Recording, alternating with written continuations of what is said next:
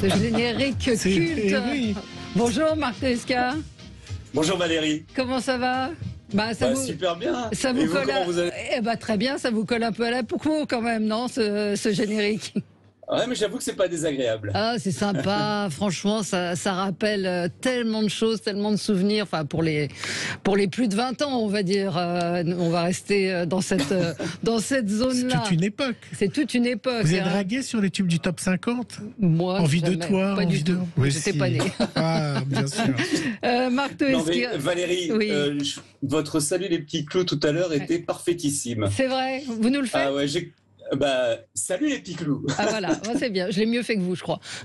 Ouais.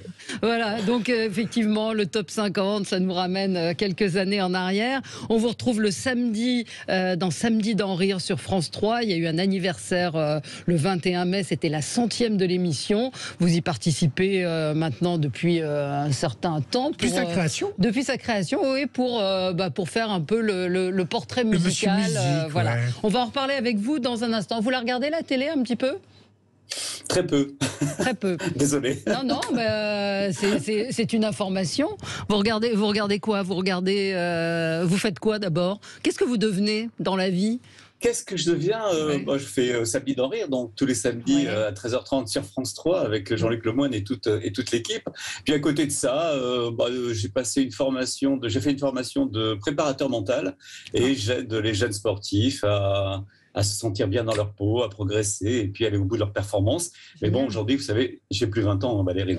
Vous n'avez plus 20 ans. C'est une sorte de reconversion. Ça veut dire qu'à un moment, c'est vous qui avez décidé d'abandonner la télé ou ce qu'on vous proposait n'était plus en adéquation avec vous, quoi? Pour reprendre une expression de Phil Collins, dans le milieu de la télé, je me sentais comme un hémophile dans une usine de lames de rasoir. J'ai jamais été très à l'aise avec ce milieu-là. Et en fait, j'ai un peu le syndrome de l'imposteur en télévision. C'est-à-dire que j'ai eu la chance d'en faire, ça a marché, mais j'ai jamais été à la recherche de ce truc-là. Voilà. Donc, je suis pas un obsédé de l'antenne. Voilà. Mais j'ai fait beaucoup de choses en même temps. J'ai fait de la radio. Ouais, sur RMC. J'ai réalisé, oui, RMC, Europe 1. Et j'ai réalisé, j'ai produit, j'ai fait des émissions de sport extrême. Enfin, j'ai toujours travaillé, quoi. Voilà. Ouais, mais j'ai jamais été forcément au devant de la scène. Oui. Stéphane demande si le top a été un pur hasard, un accident, ou est-ce que c'était préparé. C'est quoi la genèse du top 50? La genèse du top 50, l'histoire est née avec Philippe Gildas et Pierre Lestat. Ah, on vous a... Vous savez qu'en 1984, il y avait 3 chaînes de télévision, il y avait 4. Vous m'entendez là? Oui, on vous entend. Il y a une petite coupure. On parlait de Philippe Gildas. Ouais, 1984, il y avait 3 chaînes de télévision avant la création de Canal+. Il commençait à y avoir les fameuses radios libres, radio FM. Et Philippe Gildas voulait à tout prix connaître quel était l'artiste ou le disque qui se vendait le plus en France. Parce qu'à l'époque, il y avait des hit parades. Chaque radio avait ses hit parades. Et chaque radio avait ses combines pour mettre numéro 1 tel artiste ou tel autre. Et Philippe voulait vraiment avoir le classement des meilleures ventes. C'est comme ça qu'était le top 50. Et à la création de Canal+, je faisais partie de la bande avec Pierre Lescure, Albert Mathieu et Alain Degreffe. Et voilà, je pense que j'avais la gueule de l'emploi et on m'a dit voilà, on lance un truc qui s'appelle le top 50, ça va durer 1 an et on passera à autre chose après. Ça a duré un peu plus longtemps que ça. Ouais, je l'ai fait pendant 7 ans, ouais, quand même. Mais ça reste une émission culte, c'est ce que nous disent nos auditeurs. Gilles, alors la question du jour. La question du jour, on reviendra évidemment au top 50 et à Marc Toesca. La question du jour, je ne sais pas si vous avez suivi ça. Élise Lucet, dans une interview, a indiqué qu'elle n'était pas trop fan, c'était dans Vue sur France 5, qu'elle n'était pas trop fan des chaînes info et qu'elle trouvait d'ailleurs que les chaînes info ne faisaient pas du journalisme. Pour elle, le journalisme, c'est pas être derrière un micro et débattre. Pour elle, c'est être sur le terrain. Alors c'est un peu mal tombé parce que le timing n'était pas génial. Parce qu'il y a eu évidemment le journaliste de BFM qui est tombé sous les bombes en Ukraine, mais elle en a parlé derrière. On a un peu coupé couper ses propos où derrière elle lui rendait hommage. Pour l'instant, vous nous dites oui à 5%. Est-ce qu'elles font encore du journalisme? Non à 95%. Il y a beaucoup de votes. Oui, vous trouvez que les chaînes d'info ne font pas du journalisme. Je comprends, moi, ce qu'elle a voulu dire, Élise Lucet. Alors après, on a peut-être voulu lui reprocher son côté donneuse de leçons, etc. Mais c'est vrai qu'à une époque, et on en parlait avec Robert Namias la semaine dernière, il y avait autre chose que des plateaux. Des enquêtes, du reportage. Voilà. Alors, on va passer au zapping, qui est un peu notre top 50. Sud Radio, 10h midi, Média, l'instant zapping. Mon dernier son sera pour vous, Marc Tosca. J'espère qu'il vous fera plaisir. Pour démarrer, un petit satisfait, Valérie, de Sud Radio, avec l'interview hier de Benjamin Glaise, de Manuel Bompard, de la France Insoumise. Alors, ça a été repris partout, dans tous les journaux, parce que Manuel Bompard a répondu à Emmanuel Macron, qui avait indiqué que rien ne l'obligeait à nommer Jean-Luc Mélenchon en cas de victoire de la NUP aux législatives. La réponse de M. Bompard. En tout cas, dans cette élection, Jean-Luc Mélenchon et Emmanuel Macron se rendent coup pour coup par médias interposés. Tant mieux pour vous, ça vous permet au final d'être sur le devant de la scène, non? Oui, enfin, vous savez, dans une campagne, on essaye de convaincre les électrices et les électeurs et on le fait argument contre argument. Et c'est vrai que dans les arguments qui ont été défendus par le président de la République, franchement, ça tient pas la route. Quand il nous dit, de toute façon, Jean-Luc Mélenchon peut pas être Premier ministre parce que je le nommerai pas, bah si, bonhomme, tu vas le nommer. C'est de coutume républicaine que ça soit la personne qui a été désignée. C'est pas une obligation constitutionnelle, c'est une coutume. Quand François Mitterrand nomme Jacques Chirac Premier ministre, il le fait parce que Jacques Chirac est le chef de l'opposition. Quand Jacques Chirac lui-même, à son tour, nomme Lionel Jospin Premier ministre en 1997, il le fait parce que Lionel Jospin a été désigné par la gauche plurielle à l'époque. D'habitude, c'est la marionnette de Bernard Tapie qui fait bonhomme. Absolument. Pour rester dans Canal+. Alors, dans le quotidien, ils ont suivi Jean-Luc Mélenchon, alors qu'il tente d'adoucir son image pour passer pour un homme sympathique. Les élections arrivent. Non, je fais aucun effort. C'est ce qu'il y a de lamentable dans mon comportement, je ne fais absolument aucun effort. On a l'impression quand même que vous en faites quand il y a une élection, par exemple. Ben, il y a des jours où je suis comme vous, moi. Il y a des jours où vous venez me poser des questions.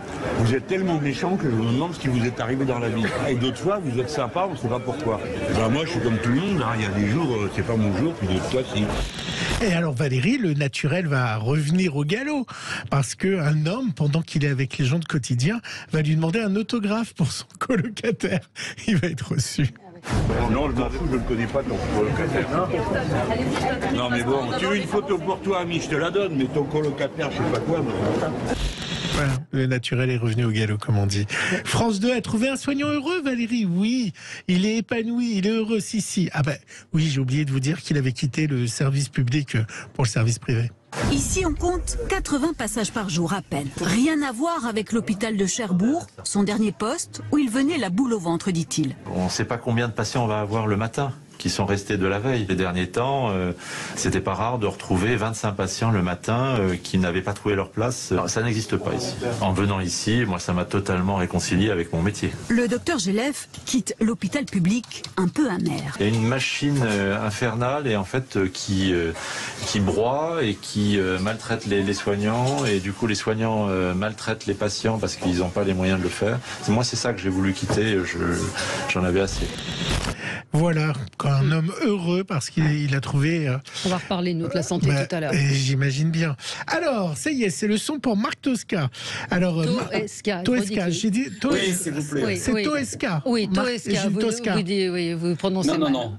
Toesca, c'est... Non, Tosca, c'est un opéra. Ouais. Marc Toesca. Voilà. Je vous l'ai écrit sur votre... Moi, je vais vous envoyer à France Inter, si vous m'embêtez. Vous verrez ce que c'est le service public. Alors, Marc Toesca oblige. Oui. Alors, je vous ai trouvé peut-être un futur tube du top 50. C'était hier soir sur France 2. Vous savez qu'il y a la campagne présidentielle officielle qui a démarré. Et le mouvement de la ruralité a décidé de faire une chanson pour présenter leur programme. Et donc, ce clip et cette chanson passe dans le cadre de la campagne présidentielle sur France 2. Je vous en ai mis un petit extrait. Alors, Marc Toesca, ça s'appelle La Campagnoise. À toi qui viens d'ailleurs, vis au son de ton nouveau village. Profite d'un ciel sans nuages. Pour vivre heureux, évite les clivages. Vous, enfants de la ruralité, le grand jour est bien arrivé. Pourquoi pas, c'est peut-être moins con que les types face caméra. Vous pouvez aller voir le clip, la chanson sur YouTube. Vous en pensez quoi, vous le spécialiste? J'aimerais bien avoir un remix de David Guetta de cette chanson, ça m'intéresserait beaucoup. Ce serait pas mal, effectivement. Ouais, je pense pour cet été sur les plages et dans les discothèques, sur le dance floor. La pire chanson, ça a été La Danse des Canards pour le top 50, non? Ou il y a eu pire? La Danse des Canards est sortie avant le top 50. Oui, c'est sorti bien avant la création du top 50. Et alors, celle qui vous a fait grincer des dents pendant des semaines, c'était laquelle? Il y en a eu? Au départ, c'était Viens boire un petit coup à la maison de Licence 4. Il m'avait fait un petit peu, je trouvais ça un peu fastoche. Mais après, quand j'ai rencontré les créateurs de la chanson, voilà, avec Patrick Sébastien et toute la bande, on s'est beaucoup amusé. On s'est dit, après tout, pourquoi pas? C'est vrai qu'aujourd'hui, il manque ce genre de chansons bien populaires, voire bien grasses, qu'on les aime et qui fait danser et bouger tout le monde. Voilà. Avec du rouge qui tâche. Est-ce que vous avez rencontré beaucoup d'artistes? Oui, je pense que j'ai rencontré tous ceux qui ont été un jour classés dans le top 50. Dans le top 50, et effectivement, donc on a des auditeurs fans qui nous disent émission culte, je me souviens, une anecdote, un souvenir, un fait marquant, ce que demande Gilles. Le fait marquant, c'est que quand on a démarré le top 50, Pierre Lescure m'a dit t'inquiète pas, ça va durer qu'un an. Ça, c'est quand même un fait marquant, mais c'est aussi d'apprendre et de découvrir que certains artistes en fait ne chantaient pas sur leur propre disque. Il y a eu l'histoire de Milli Vanilli qui est la plus célèbre, mais à l'époque de l'Italo Disco, vous savez, entre 84 et 87, il y avait des tas d'artistes qui n'étaient en fait que des mannequins qui chantaient, qui faisaient du playback, voilà. Et donc quand on les recevait en plateau, on posait des questions auxquelles ils ne pouvaient absolument pas répondre, parce que c'était pas leur truc. Oui, le scandale de Milli Vanilli, il y a eu Shadé aussi, il y a eu Plastique Bertrand. Pas Shadé. Il y a eu un scandale autour de Shadé, non? Non, Shadé, c'est une artiste magnifique. Pas du tout, Gilles. Je vous retrouverai. Il y a eu un truc autour de Plastique Shadé. Bertrand, il y a eu. Mais alors vous nous dites que vous ne regardez pas beaucoup la télévision. Est-ce que vous écoutez toujours de la musique? Oui, mais d'une manière très paresseuse, c'est-à-dire que, vous savez, je mets des lectures aléatoires sur des playlists que proposent divers sites de musique en streaming. Ouais, j'ai plus moi, j'étais un acheteur compulsif de disques à l'époque du vinyle, un peu moins à l'époque du compact disque, et j'ai plus cette curiosité, cette boulimie de découvrir de nouvelles choses. Valérie, c'est peut-être l'âge, mais bon. Je vais vous transporter au 6 avril 1986. Voici les titres qui sortaient du top 50. Waouh, salut les petits coups de mon cœur. Pendant une heure, c'est le classement des meilleures ventes de 45 tours en France. Le tout nouveau classement, c'est déjà le 76e. Mais tout de suite, regardons ce qui nous quitte. Sortie de Phil Collins avec Separates Live. Sortie de Shadé, Is It a Crime. Un des 45 tours les plus anciens du top, Andrea nous quitte cette semaine. Simple Minds s'en va. Il n'y a plus de Madonna classée dans le top 50. Gambler est sorti. Voici donc les 50 meilleures ventes de 45 tours de la semaine avec la première entrée dans le top 50. Rose Laurence, que je vous ai présenté il y a 8 jours en fonctionnement, nous arrive. Numéro 50 du top, Quand tu pars. Ouais, ça me fait un petit pincement d'entendre ça quand même, non? Ouais, retrouver la voix comme ça, effectivement, ça touche. Ouais. Non, mais tous les artistes qui sont cités dans ce classement, c'est quand même hallucinant. Le panachage, à la fois le creuset et l'éventail d'artistes et de styles, c'est quand même assez hallucinant. Ça encore, c'est un truc qu'on n'a plus aujourd'hui. Non, alors vous êtes donc, on l'a dit tout à l'heure, on vous retrouve tous les samedis à 13h30, donc samedi dans Rire. Samedi 21 mai, c'était la 100e. Vous y êtes effectivement depuis le début, depuis la création, avec Jean-Luc Lemoyne, également avec vous Nadège Bosson, Diagne, et puis de Yann Rioux. Voilà, Éric Rieu et Johan Rioux. Johan Rioux. Et alors vous êtes le monsieur musique, vous vous éclatez, ça vous amuse de faire ça? Sinon vous ne le feriez pas. On m'appelle la légende. Ouais. Déjà. Oui, c'est très amusant de participer à cette émission. Pour moi, ce qui est touchant, je suis pas un nostalgique dans l'âme, mais c'est le fait de redécouvrir, de réécouter les artistes, notamment des années 70, des années 80, et voir à quel point ces gens-là s'amusaient à faire de la musique. Et puis on se rend compte à quel point aussi ces artistes ont tout inventé et tout créé. Et voilà, donc c'est un peu un retour en arrière carrière. Et puis, c'est aussi une forme d'attachement à tous ces artistes. Moi, depuis que je fais l'émission, je réécoute Eddie Mitchell, je réécoute Dutronc, je réécoute Johnny Hallyday, je redécouvre tous ces gens-là qui ont fait des choses quand même assez exceptionnelles. Est-ce que des années Canal+, vous êtes resté des amis, alors des amis par rapport aux gens de Canal+, et des amis par rapport aux chanteurs? Est-ce que vous êtes fait des... Parce qu'on a ce fantasme-là de dire, oh là là, il doit aller voir des chanteurs, il doit manger avec des gens connus. Est-ce que c'est le cas ou plus du tout? Alors, pour être franc avec vous, je vois pratiquement plus personne. De temps en temps, oui, sur des plateaux télé, lorsque je suis invité, je croise certains artistes, mais il faut savoir qu'à l'époque, j'avais un devoir de neutralité. Je ne devais pas être copain, je ne devais pas être le copain des vedettes, parce que comme je présentais un classement qui était vraiment rigide, avec des contraintes imposées par ce qu'on appelle le SNEP, le Syndicat national des éditions phonographiques, je ne pouvais pas me permettre d'être ami avec les uns et les autres, surtout qu'un jour je disais il est numéro 1, et puis le lendemain il se casse la gueule. Donc il fallait que je garde une certaine distance avec ces artistes, mais aujourd'hui, de temps en temps, je vais contact avec Jean-Jacques Goldman, et puis comme je vous l'ai dit, quand je vais sur un plateau de télé, que je retrouve les gens de cette génération, il y a des parfums d'adolescence qui remontent à la surface. Ah oui, forcément. Alors maintenant, il y a prescription. Est-ce qu'il y a eu de la triche dans le top 50? Alors on a beaucoup dit que les maisons de disques achetaient des centaines et des centaines de disques pour faire monter le top 50. Est-ce que il y a des triches que vous avez mis sous le tapis? Maintenant, il y a prescription. Non, il n'y a pas eu de triche. Donc c'était quelque chose de vrai. On était fliqués, quoi. Le top 50, c'est vraiment un truc qui était fliqué à la fois par les producteurs, par les maisons de disques, et bien sûr par le syndicat des éditions phonographiques. On ne pouvait pas se permettre de tricher, ça aurait mis l'émission en l'air. Si vous voulez, la seule règle avec laquelle les producteurs pouvaient jouer, c'est d'attendre que le disque se vende vraiment, parce qu'à l'époque, il y avait les radios FM qui diffusaient énormément de musique.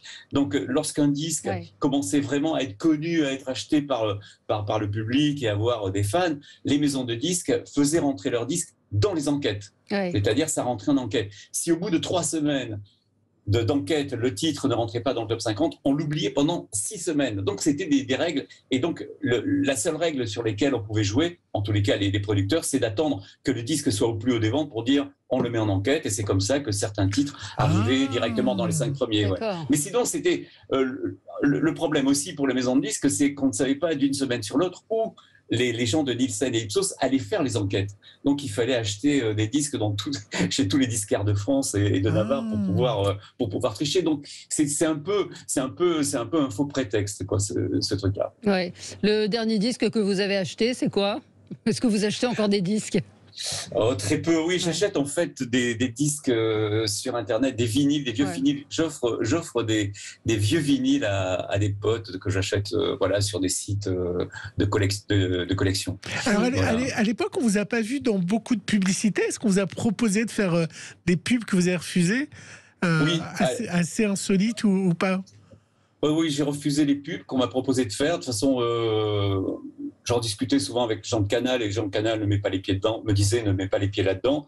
On m'a proposé une fois un rôle dans un film que j'ai refusé aussi. Je suis pas très à l'aise dans ce genre de truc. Vous savez, je suis quelqu'un de très pudique, donc me faire sortir de ma nature, c'est assez compliqué. Mais non, j'ai prêté ma voix à des publicités, oui, ça m'a beaucoup amusé. J'ai prêté ma voix à des dessins animés, ça m'a beaucoup amusé. Mais être le personnage front sur une pub, non. La chanson qui est restée le plus longtemps au top 50? La chanson, les numéros 1 de l'époque, les titres qui sont restés le plus longtemps numéro 1, il y avait Images, Les démons de minuit. Et j'en ai parlé tout à l'heure, Licence 4, Viens boire un petit coup à la maison, qui sont quand même restés 13 semaines numéro 1 du top, c'était quand même énormissime, quoi. Et des titres qui sont restés 40 semaines, pratiquement 1 an dans le top. Incroyable. Et Besoin de toi, Envie de rien, c'est pas resté longtemps aussi, non, c'est l'inverse, Gilles. Ah bon? Besoin de rien, besoin de toi, Envie de rien. Mais j'ai l'air un peu dyslexique, le garçon. Il est un petit peu dyslexique, voilà. Et c'est le tout premier numéro 1 du top, 4 novembre 84. Ah, d'accord. Et vous avez présenté également la tournée Best of RFM. Ça vous amusait, ça aussi, de présenter sur une salle, sur une scène, de faire ce type d'animation? Parce que vous qui dites que vous êtes timide et un peu... que vous n'aimez pas vous mettre forcément en avant, c'est un sacré truc. Ouais, mais là, c'est un challenge. Enfin, c'est même pas une scène, c'est carrément un zénith devant 8 ou 10 000 personnes. Ouais, c'est un beau challenge, quoi. Oui, j'ai pris beaucoup de plaisir. Je me suis beaucoup amusé à faire cet exercice. Mais ce qui est touchant aussi, c'est les gens qui viennent vous voir après et qui vous racontent leur histoire, parce que c'est vrai que le top 50 évoque plein de souvenirs aux gens, mais surtout, ils se racontent quand ils me voient. On ne me parle pas de moi, on ne parle pas de l'émission, ils parlent d'eux-mêmes. Ils disent « Ah oui, j'écoutais avec mon frère, mon oncle, machin. Grâce à vous, j'ai acheté ce disque, j'ai découvert cet artiste. » Donc c'est vrai que c'est très touchant. C'est vraiment un truc, moi, aujourd'hui, qui me touche, quoi. Ils vous disent quoi, les gens dans la rue, quand ils vous arrêtent? Ils vous parlent de ça, du top 50? Qu'est-ce qu'on vous dit? Bien sûr. On vous reconnaît beaucoup? Oui. Ouais. Ouais, regardez. Oui, non, pas changé, non vous n'avez pas changé. Et c'est vrai que c'est assez fou d'imaginer que cette émission a marqué à ce point, a été aussi importante, et moi je pensais qu'elle avait duré beaucoup plus longtemps que ça, et elle a vraiment marqué. Ça fait partie des émissions cultes de la télévision, hein. Et ce qui est touchant aujourd'hui, c'est que c'est vrai que ça a touché d'abord des adolescents qui sont aujourd'hui des adultes.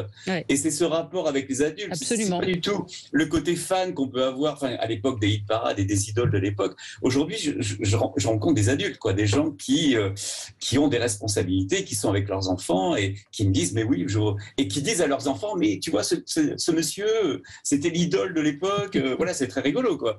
C'est quelque chose. Et c'est encore une fois, c'est très touchant. Ouais. Allez, on vous fait un petit cadeau, écoutez.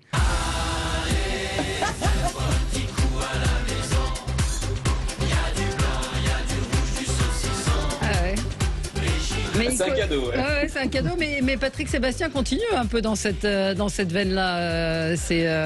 Et il cartonne, donc il y a la place pour ce type de chansons encore. Écoutez, on était ravis de vous avoir ce matin, d'échanger avec vous, et puis on vous retrouve donc tous les samedis d'en rire, 13h30 sur France 3, présenté par Jean-Luc Lemoyne avec Johan Rioux et Nadège Bosson-Diagne. Moi, pour cette émission, j'ai été chercher des extraits sur YouTube du Top 50. Faites-le, ça vous ramène plein de choses, de nostalgie. Vous voyez des chansons. Vous regardez de temps en temps, vous y êtes retourné, vous re-regardez?